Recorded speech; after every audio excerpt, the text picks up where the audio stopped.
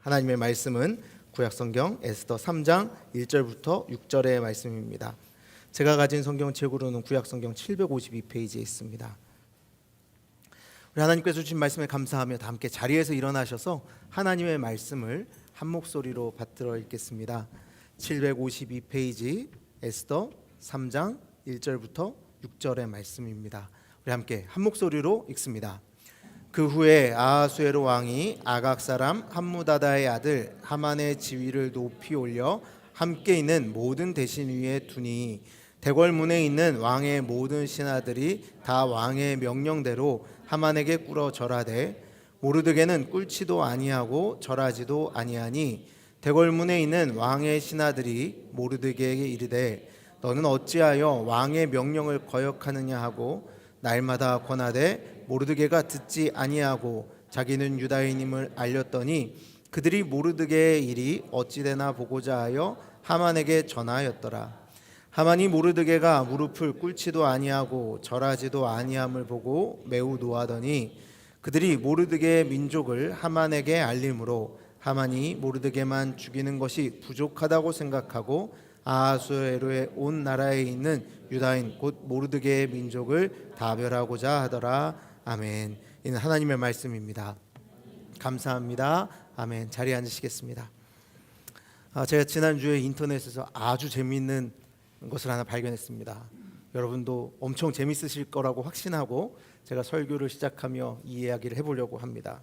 예수님과 한 사람이 앉아서 대화를 하는 장면입니다. 아주 짧은 대화가 오가는데요. 여러분, 근데 이게 잘 듣고 보면 웃을 수만도 앞에 말이 너무 길죠. 그냥 바로 시작하겠습니다. 자, 예수님이 먼저 이렇게 말씀하셨어요. 잘 지냈니? 잘 지냈어? 나는 일주일 동안 네 생각만 하면 지냈어. 이렇게 합니다. 그랬더니 예수님 앞에 앉아있던 한 사람이 웃으면서 이렇게 대답해요. 와, 예수님 정말 저랑 똑같네요. 저도 일주일 내내 제 생각만 하면서 지냈어요. 이해 못하셔서 안 웃으신 거죠? 말이 많았어요. 자, 여러분, 제가 왜 이 말씀을 드렸냐? 여러분, 한 주 동안 어떻게 지내셨습니까? 하나님 생각하며 예수님 생각하며 성령님께 사로잡힌 바 되어 한 주간 살아가셨습니까? 여러분도 와, 예수님 저랑 똑같네요. 제 생각만 하며 지냈는데 그렇게 말씀하실 건가요? 아니시죠? 대답 좀 하세요. 이게 유머가 아니에요. 이래서 생각을 깊게 만듭니다. 예.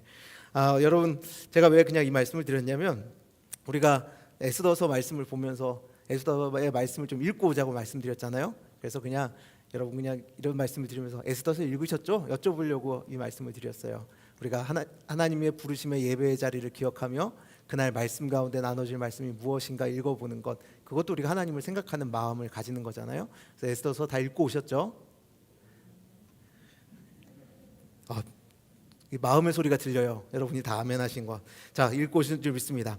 한 주간 내내 자기 생각에만 빠져 살지 않고 우리가 말씀을 읽고 묵상하며 하나님께서 우리에게 뜻하신 것이 무엇인지, 하나님께서 우리에게 원하시는 바가 무엇인지, 구원받은 자로 사는 것이 어떤 것인지를 생각하며 여러분 애쓰며 살다가 부름받아 오늘 이곳에 서신 줄 믿습니다. 우리가 그때에 하나님께서 이제 베풀어 주시는 은혜를 통하여 다시 힘을 얻고 세상으로 나아가서 또 한 주 동안 제 생각만 했어요 이렇게 말하는 것이 아니라 정말 예수님 생각하면서 예수님의 은혜로 한 주 살았어요. 또 다음 주에 고백할 수 있는 한 주를 살 수 있는 힘이 오늘 이 시간 여러분에게 온전히 주어지길 간절히 바랍니다. 오늘 에스더서의 말씀을 보면 갑작스럽게 한 인물이 등장해요. 그게 누구냐면 하만입니다. 이 하만은 누구냐? 아각 사람이고요. 함무다다의 아들이라고 되어 있습니다. 이 아하수에로가 근데 이 하만을, 갑자기 등장한 하만을 지위를 높였다라고 되어 있고요. 모든 사람들의 위에 두었다라고 되어 있습니다. 모든 사람을 그에게 절하게 만들었다고 하죠. 그런데 이 갑자기 역사에 등장한 하만, 어디서 이 사람이 갑자기 튀어나온 걸까요? 우리가 이 사람이 어디서 튀어나왔는지, 무엇을 했는지 3장 1절에 그 후에라는 단어에서 이 사람이 어떻게 나오게 되었는지에 대해서 생각해 볼 수가 있습니다. 우리가 다루지 않았지만 에스더서 2장 말미에 보면 아하수에로 왕의 암살 계획이 있었던 것이 드러납니다. 누군가가 이 제국의 왕을 죽이려고 했었던 것이죠. 여러분, 그런 일이 있으면 보통 무슨 일을 하죠? 그 다음에 숙청을 합니다. 그 일과 관련된 사람들을 다 죽여요. 가족들도 죽이고 그 사람들과 서신을 주고받은 모든 사람을 죽입니다. 그러니 참 많은 권력자들이 이 당시에 떨어져 나갔을 거예요.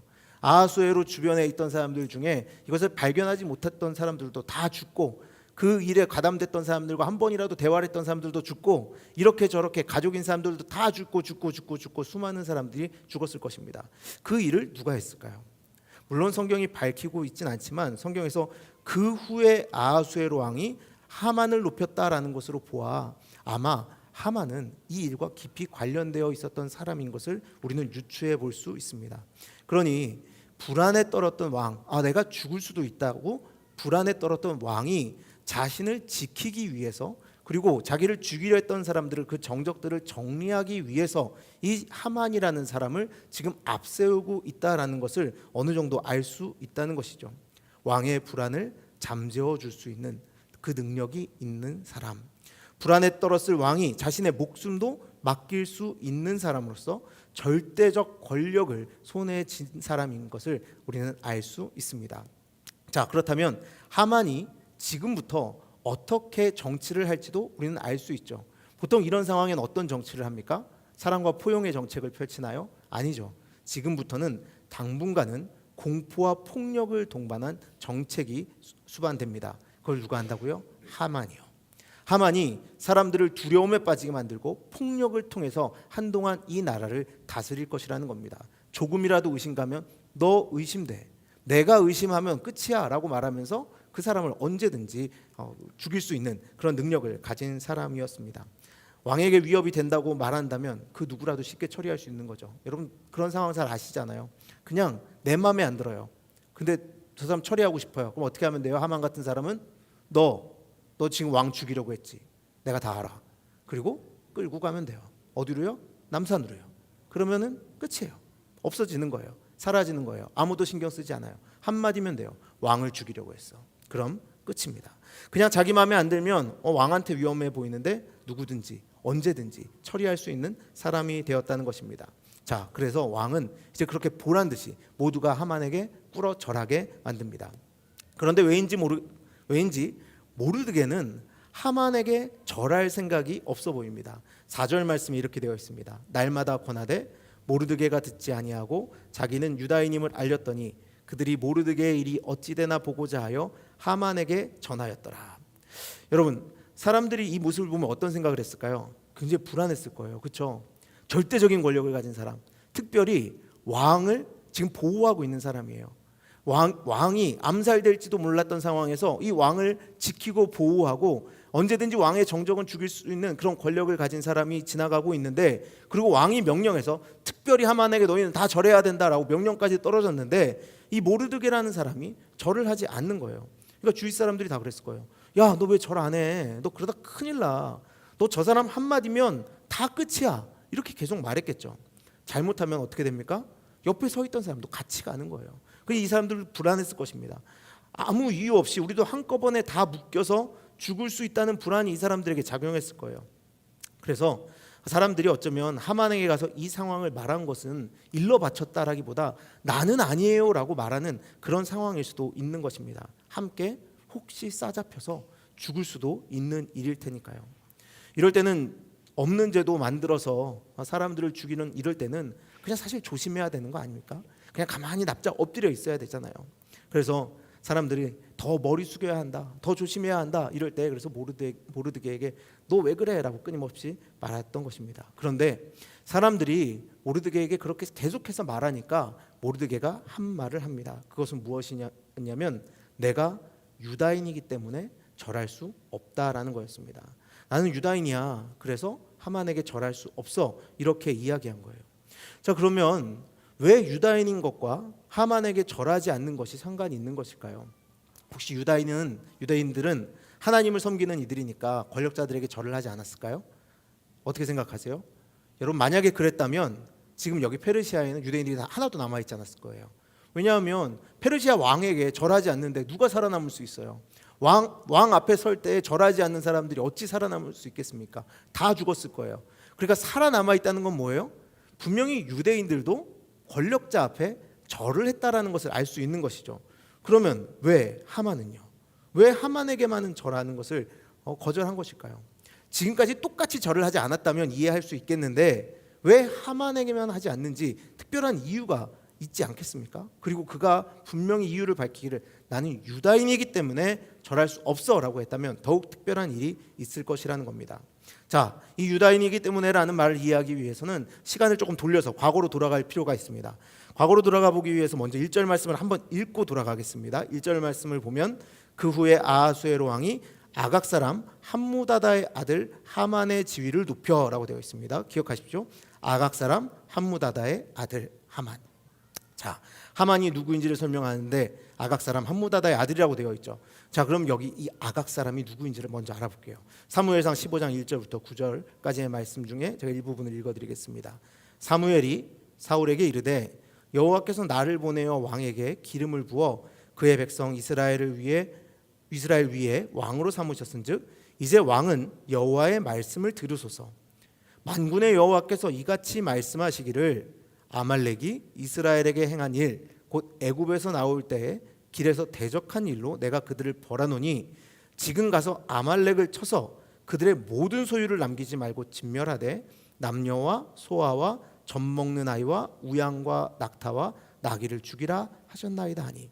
7절입니다. 사울이 하윌라에서부터 애굽 앞 술에 이르기까지 아말렉 사람을 치고 아말렉 사람의 왕 아각을 사로잡고 칼날로 그의 모든 백성을 진멸하였으되 사울과 백성이 아각과 그의 양과 소의 가장 좋은 것 또는 기름진 것과 어린 양의 모든 좋은 것을 남기고 진멸하기를 즐겨 아니하고 가치 없고 하찮은 것은 진멸하니라.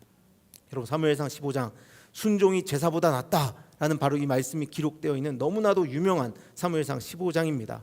자, 그 말씀의 배경이 되는 장면을 제가 읽었는데요. 하나님께서 사무엘에게 누구를 진멸하라 하셨습니까? 아말렉을 진멸하라고 하셨습니다. 아말렉을 하나도 남기지 말고 이 땅에서 깨끗하게 진멸하라고 명령하셨습니다. 그런데 사울이 어떻게 합니까? 아각 왕, 아말렉의 왕인 아각 왕을 살려오고 또한 좋아 보이는 것들을 남겨두었습니다. 그러면서 하나님께 드리려고 했다라고 변명을 하죠. 이때 왕의 이름이 뭐라고요? 아각입니다. 그래서 사실 아각 사람이라 하면 누구를 나타내느냐? 아말렉 사람을 나타냅니다. 자, 그렇다면 이 아말렉이 어떤 사람들이기에 하나님께서 이렇게 노하시며 완전하게 그들을 다 진멸해야 한다라고 명령하신 걸까요? 자, 지금부터 또 더 과거로 돌아가 보도록 하겠습니다. 자, 이번에도 굉장히 유명한 장면이에요.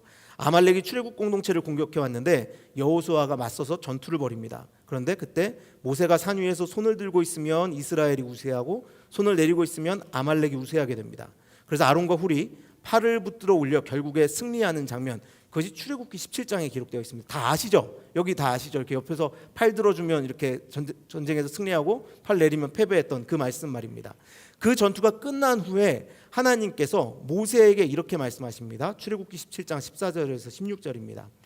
여호와께서 모세에게 이르시되 이것을 책에 기록하여 기념하게 하고 여호수아의 귀에 외워 들리라.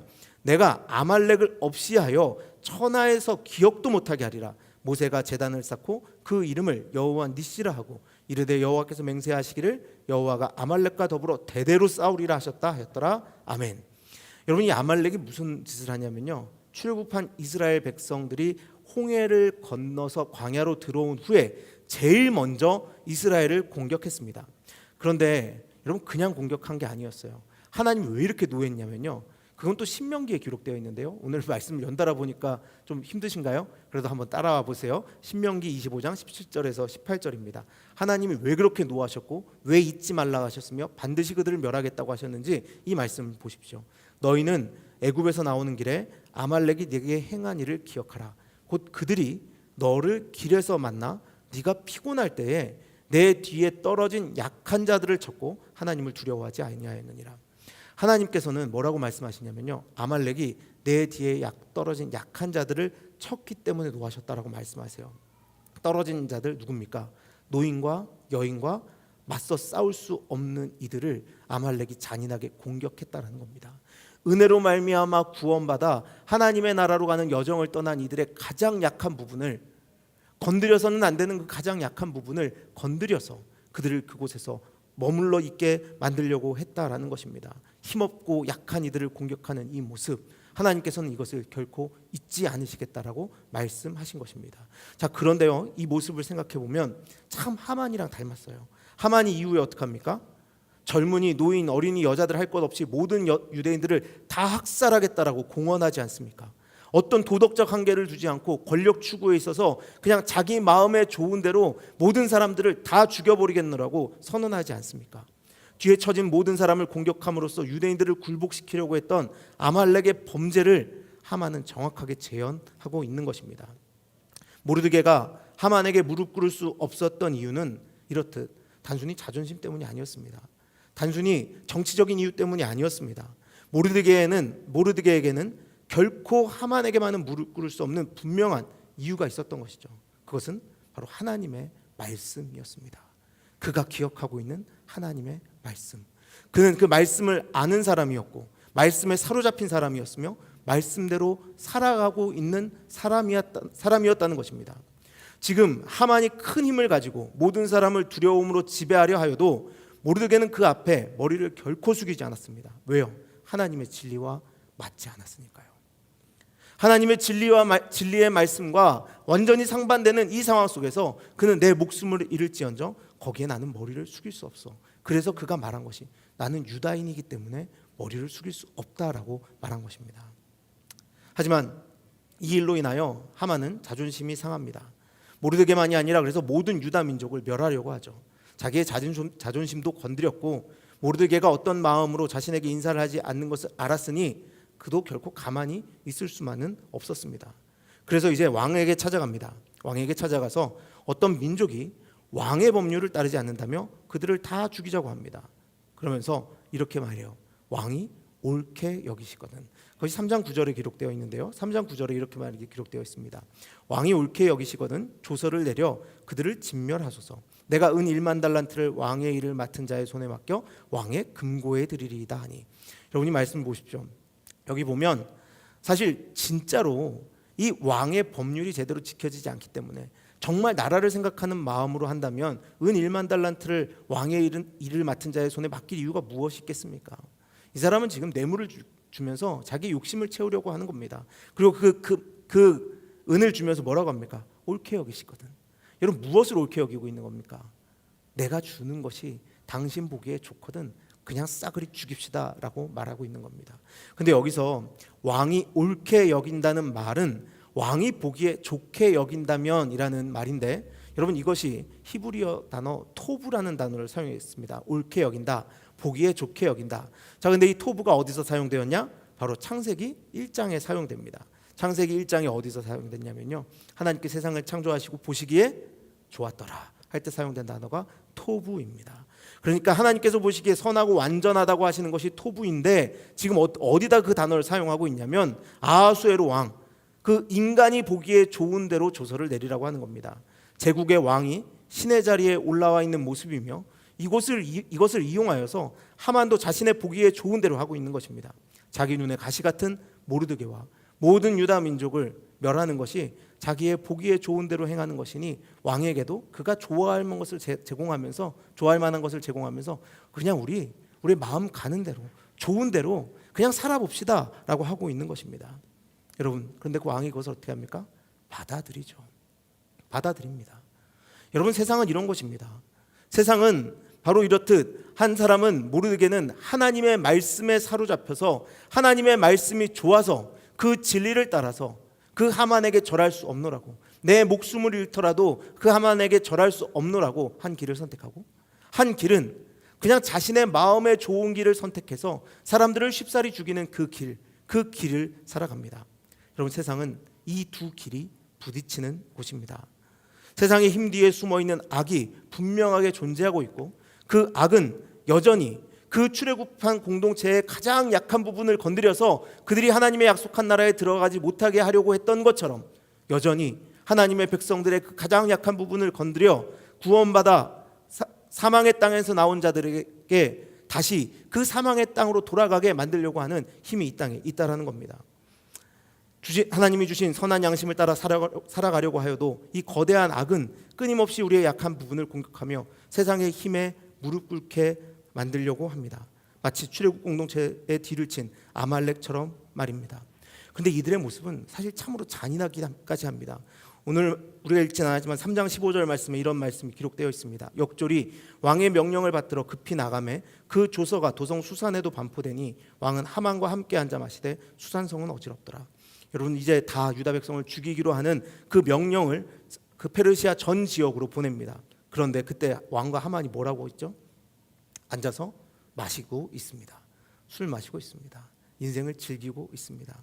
사람들을 죽이기로 해놓고, 학살하기로 해놓고, 어린이고 여자고 노인이고 약자건 강자건 상관없이 다 죽이기로 결정해놓고 그들은 앉아서 자신의 인생을 희희낙락 즐기고 있는 것입니다. 수산성은 어지럽더라라고 되어 있습니다. 백성들은 어지럽고 괴로움 속에 빠져 있지만 이 권력을 가진 자들은 그냥 자기 인생 하나 즐기면 된다라고 살아가고 있습니다. 그런데 사람들은 누구를 부러워하겠습니까? 모르드게와 같은 사람들을 부러워하겠습니까? 유다 백성 같은 사람들을 부러워하겠습니까? 아니죠. 이 세상 사람들은 당연히 하만을 부러워하고 아하수에로 왕을 부러워합니다. 모두가 어지러운 세상 속에서도 저렇게 술 마시며 즐길 수 있는 사람들, 모든 사람들이 학살당하는 그 전쟁통에서도 웃으면서 인생을 즐길 수 있는 사람들은 부러워합니다. 어지럽고 하나님의 말씀을 지켰기에 죽게 생긴 사람들을 부러워하는 것이 아니라 세상이 힘든지도 모르고 자기 보기 좋은 대로 마음껏 살고 있는 사람들을 다 부러워한다는 것입니다. 혹시 우리도 그렇지 않았습니까? 하지만 우리 믿는 자들의 삶은 달라야 합니다. 여러분, 믿는 자들의 삶은 그래서 편하지 않을 수도 있습니다. 여러분, 사실 말씀으로부터 도망가면 어떻게 되는지 아십니까? 더 편해집니다. 말씀으로부터 멀어지면 분명히 더 편해집니다. 하나님이 아말렉을 반드시 멸하라는 명령이 언제적 이야기인데, 그거 내가 기억할 수도 없는 과거의 이야기인데, 정말 그것이 사실인지 아닌지도 모르는데 지금 우리가 처한 상황이 얼마나 어려운데 그 말씀을 제가 따릅니까? 라고 만약에 모르드게가 도망갔다면 모르드게는 훨씬 편했을 것입니다. 우리가 얼마나 많이 편하기 위하여 하나님의 시선으로부터, 하나님의 말씀으로부터 도망쳤습니까? 여러분, 사실 도망쳐 보셔서 아시잖아요. 하나님의 말씀으로부터 도망치면요 훨씬 편합니다. 훨씬 편해요.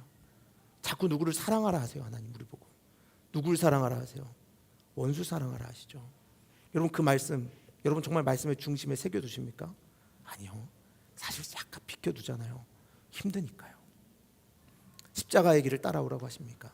따라오라고 하십니다. 생명을 쪼개는 그 십자가, 여러분 그 십자가 지고 싶으세요? 안 지고 싶잖아요. 불편하니까요. 그래서 그 십자가도 약간 옆으로 밀어둡니다. 그러나 여러분, 우리는 믿는 사람이라면 정말 그 불편함을 감수해야 하는 사람들인 줄 믿습니다. 물론 여러분 삶의 작은 영역에서 그 싸움을 여러분은 최선을 다해 하고 있음을 저는 압니다. 삶의 작은 영역에서 끊임없이 그 불편함을 감수하는 그 삶을 살기 위해 여러분 애쓰고 오늘 여기까지 오신 걸 압니다. 이제 그러니 더욱더 도망치지 않기 위하여, 말씀으로 도망치지 않고 오히려 더 불편한 삶을 살기 위하여 애쓰는 우리가 되어야 할 줄 믿습니다. 말씀이신 예수 그리스도가 우리의 구원이라면 도망치지 말고 담대히 말씀에 순종하는 삶을 살아야 하는 것입니다. 여러분, 그것이 우리에게 가장 가치 있는 인생입니다. 제가 TV 프로그램을 하나 봤는데요, 참 재밌게 봤어요. 질문들이라는 프로그램입니다. 혹시 보신 분이 있으실지 모르겠어요. 그 질문들이라는 프로그램에 그 폭삭 소가수다에 나왔던 여메란이라는 배우가 나왔어요. 애순이 엄마, 그 물질에서 애 억척스럽게 키웠던 그 광래 역을 맡았던 여메란이라는 배우가 나왔는데요, 처음 연기를 시작할 당시의 이야기를 거기서 하더라고요. 처음 극단에 들어간 것이 1999년이었는데 당시 첫 작품을 하고 2달에 12만 원을 받았대요. 1999년에 2달에 12만 원. 여러분 기억나세요? 1999년이 어땠었는지 기억나시나요? 잘 기억 안 나시죠? 그런데 12만 원으로 살았을 수 있을 것 같으세요? 없을 것 같으세요? 아무리 잘 기억은 안 나도 안 될 것 같죠? 전 그때 대학생이었거든요. 근데 12만 원으로는 택도 없죠. 말도 안 됐던 기억이 납니다. 그런데 그래서 어떻게 했냐면 출석부 겉에 비닐을 끼우는 일, 한 개당 20원 받았대요. 그것을 극단 구석에서 그 출석부를 쭉 쌓아놓고 겉에 이렇게 비닐 끼우는 일을 하기도 하고요. 그리고 그 김밥을 말아서 PC방에 납품하는 일을 하기도 했다고 합니다. 근데 김밥이 안 팔리면 그냥 도로 다 가져와서 하루 종일 그 김밥을 먹기도 했다고 그런 이야기를 해요. 그러면서 말하기를 돈이 없어 힘들긴 했지만 행복했습니다 라고 말하더라고요. 그래 보였어요. 정말 힘들었겠지만 행복해 보이는구나. 그런데 이제 거기에 손석희 씨가 이어서 그런 말을 합니다. 연극이라는 꿈을 위해 다 함께 고군분투했던 시절, 힘들었던 젊은 나날들, 그 고됐던 순간들이 켜켜이 쌓여 오늘날의 배우 염혜란을 만들었다. 이렇게 이야기하더라고요. 참 멋있는 말이었던 것 같아요. 꿈을 위해 고군분투했던 시절, 힘들었던 젊은 날들, 그 고됐던 순간들이 켜켜이 쌓여서 오늘날의 배우 염혜란을 만들었다. 그런데 여러분, 이 꿈을 가지고 고군분투하는 사람 중에 사실 얼마나 많은 사람이 TV에 나오고 영화에 나올까요?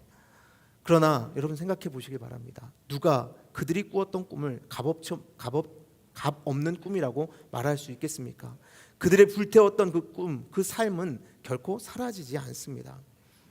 그렇다면 여러분, 우리가 배우가 되는 사람들의 꿈도 그렇게 가치 있다고 말하는데, 그 사람들의 삶을 보면서도 야, 참 아름다웠다 이렇게 이야기하는데, 하나님 나라를 살고자 하는 소망은 어떻습니까?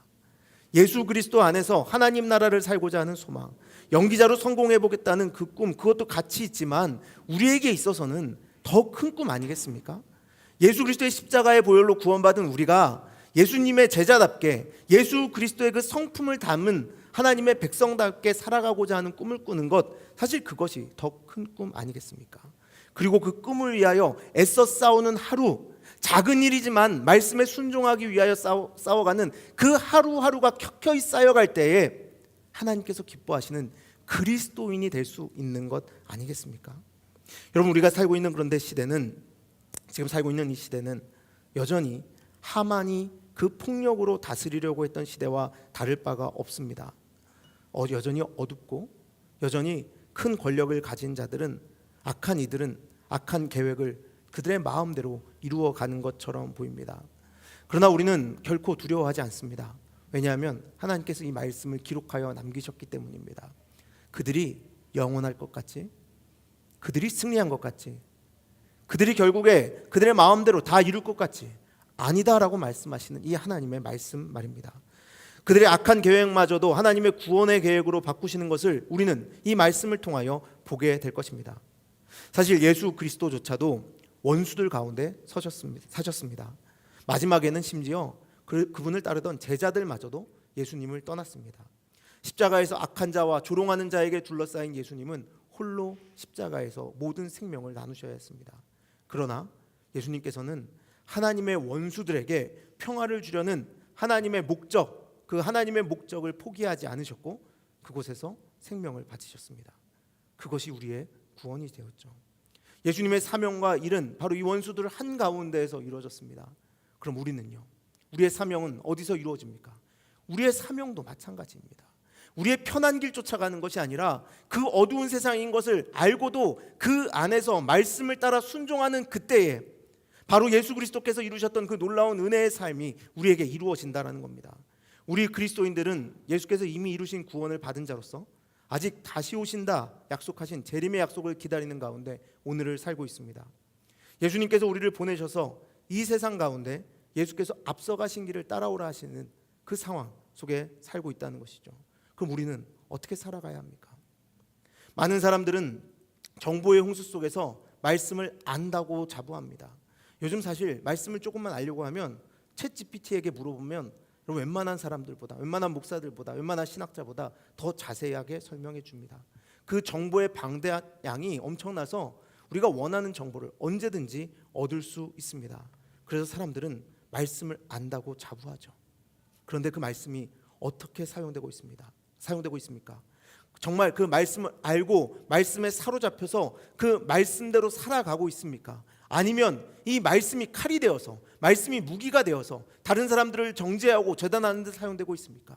말씀이 지식은 지식인데 정말 우리의 삶이 되지 아니하고 머릿속에 가득한 오히려 짐덩어리가 되고 있지는 않습니까? 여러분, 그런데 모르드게는 아니었습니다. 그는 하나님의 말씀을 알았고 말씀에 사로잡혔고 말씀으로 그 인생의 길을 결정했습니다. 이후 어떤 일이 일어납니까? 당장 사실 그는 몰랐을 거예요. 결국엔 내가 승리하겠지, 내가 이기겠지, 이런 생각했을까요? 결국 하나님이 역사를 뒤집어서 우리를 승리하게 하시고 저 하만을 멸하시겠지 이렇게 생각했을까요? 아니요, 그런 생각 못했을 겁니다. 그는 그냥 나는 하나님의 말씀을 따라야 하니 저에게 절할 수 없어 라는 생각만 했을 것입니다. 만약에 하나님께서 그들을 승리하게 하신다 하여도 그때가 언제인지 그는 알 수 없었습니다. 그러나 하나님은 하만의 헛된 계략을 깨트리시고 하나님의 승리하심을 드러내셨습니다. 물론 그래서 우리도 말씀을 따를 때 말씀을 따름으로 말미암은 승리가 우리의 삶에 올 것이라고는 믿지만 언제 올지는 모릅니다. 우리가 살아있을 때 올지 아니면 주님 다시 오시는 그날 이루어질지는 알 수 없습니다. 하지만 주님의 명령 앞에 겸허 있습니다. 로마서 12장 21절 말씀은 우리에게 이렇게 말합니다. 악에게 지지 말고 선으로 악을 이기라. 사랑하는 우리 농교회 성도 여러분, 우리가 말씀을 따르면 세상이 즉각적으로 달라질 것이라고 기대할 수는 없습니다.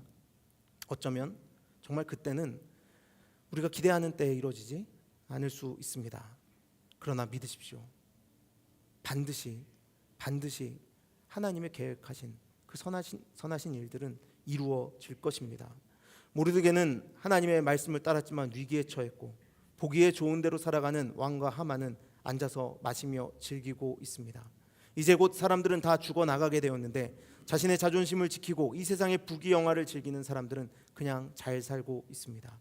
그러나 먼저 구원받은 자들은 사람을 죽이면서도 좋다고 앉아 술 마시고 있는 하만이나 아하수에로처럼 되지 말고 하나님의 말씀으로 악에 맞서며 사람을 살리는 데 쓰임받는 그런 모르드게와 같은 길을 선택해야 하는 사람들입니다. 물론 여러분, 때로는 정말 말씀으로 살고자 하는데 죽음의 공포가 우리를 덮칠 수도 있겠죠. 그런 날이 있을 수도 있지 않겠습니까? 갑작스럽게 너 이제부터 예수 믿으면 죽일 거야 라는 상황.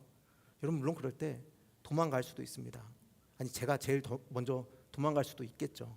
그런 일이 있을 수도 있습니다. 그러나 여러분, 그런 큰 일이 아니더라도 정말 작은 일 하나하나부터 켜켜이 쌓아가는 연습을 오늘 해야 합니다.